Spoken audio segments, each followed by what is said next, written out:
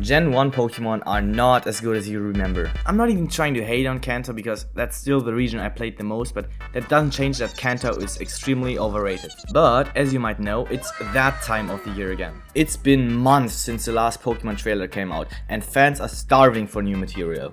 So naturally, there are leaks of fake Pokemon going around, and I swear to God, the people that comment under these posts cannot be real people. With how bad Pokemon had gotten, I'm thinking about skipping this one.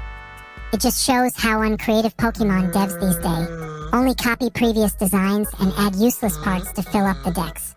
I wouldn't even be mad if these complaints were about the technical issues or the visuals of the new Pokemon games, but no, they're about the Pokemon itself. Besides, the so-called Pokemon in the video is obviously fake, and even if it wasn't, you can't tell me it's less creative than many Gen 1 Pokemon. So why is Gen 1 catching strays now? Because many of these people resort to Generation 1, 2 and 3 as examples for peak Pokemon designs. And don't get me wrong, Kanto does have some bangers like Charizard, Nidoking, and Gengar, who is coincidentally the best Pokemon of all time. But you can't be going around complaining about ice cream Pokemon or a teapot Pokemon when your favorite Pokemon of all time is a dildo sticking out of the ground. The thing is, on Bulbapedia it says Diglett is a mole Pokemon. But the last time I checked, moles do not look like this. This is a mole Pokemon, and it just so happens to be from the generation that people complain about. But the thing is, Diglett's evolution isn't any better. Dugtrio is just 3 dildos, just like Magneton is just 3 Magnemites, and just like Dodrio is just a Doduo 3 heads. Is this the peak Pokemon design y'all are missing? And it's not like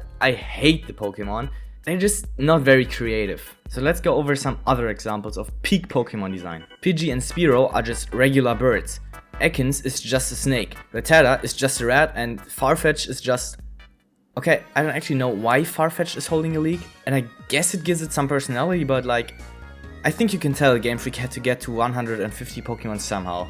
Galarian Farfetch'd is cool though. And yeah, now you could make the argument that they're supposed to be that basic, because that's what Pokemon was originally all about. Pokemon are animals you can find in your backyard. However, there are Pokemon which are based on simple animals that are way cooler than a lame ass Pidgey, sorry.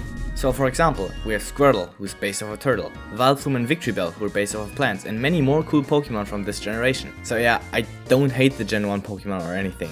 If I did, then this video wouldn't be just 2 minutes long. All I'm saying is that if you generally think Game Freak used to be more creative back in the day, you just need to shut the fuck up.